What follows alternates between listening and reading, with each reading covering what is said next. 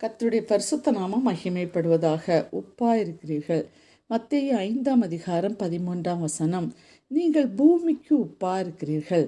நீங்களும் நானும் பூமிக்கு உப்பை போல மற்றவர்களுடைய வாழ்வில் சுவை ஊட்டும்படியாகவே அழைக்கப்பட்டுள்ளோம். இந்த புதிய மாதத்தில் புதிய கிருபையினால் நம்மை நிரப்ப இப்பொழுதே ஒப்பு கொடுப்போம். உப்பில்லா பண்டம் குப்பையிலே என்று கூறுவார்கள். உப்பில்லா பண்டம் போல, சாரமில்லாத உப்பை போல யாருக்கும் பிரயோஜனம் இல்லாமல் வாழவும் கூடும் என்பதுதான் அர்த்தம். ஆனால் ஆண்டவரால் தெரிந்து கொள்ளப்பட்டு அபிஷேகிக்கப்பட்டு சாட்சியின் வாழ்வு வாழும் நம்மை பார்த்து ஆண்டவர் கூறுகிறார், நீ மற்றவர்களுக்கு ருசியூட்டும் உப்பாக மாற வேண்டும் என்கிறார்.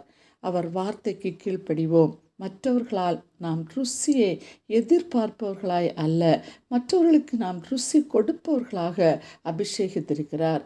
அன்பரே, யோசேப்பு சிறையிலிருந்து வந்து பார்வோனின் முன்னால் எகிப்துக்கு அதிகாரியாக பதவியேற்ற பொழுது என்ன நடந்தது தெரியுமா?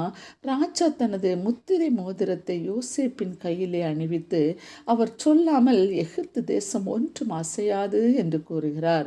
பஞ்ச காலத்தில் எகிப்தியரையும் கானானியரையும் போஷிப்புகிறார்.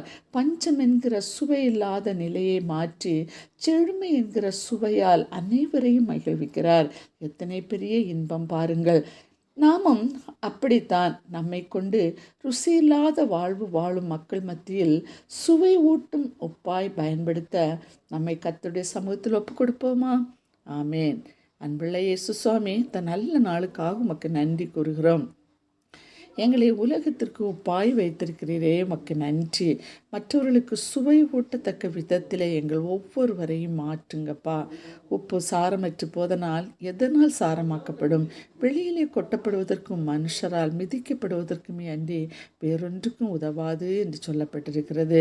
உம்முடைய பிள்ளைகளாகிய நாங்கள் மற்றவர்களால் மிதிப்படுகிற உப்பை போல அல்ல, ருசி ஊட்டுகிற உப்பாக காணப்பட ஆவியானவர் எங்களை எடுத்து பயன்படுத்துவீராக. நிரப்படி செய்கிற அன்புக்காக உமக்கு நன்றி. துதி, கன, மகிமை அனைத்து ஒருவருக்கே செலுத்துகிறோம். இயேசுவின் நாமத்தில்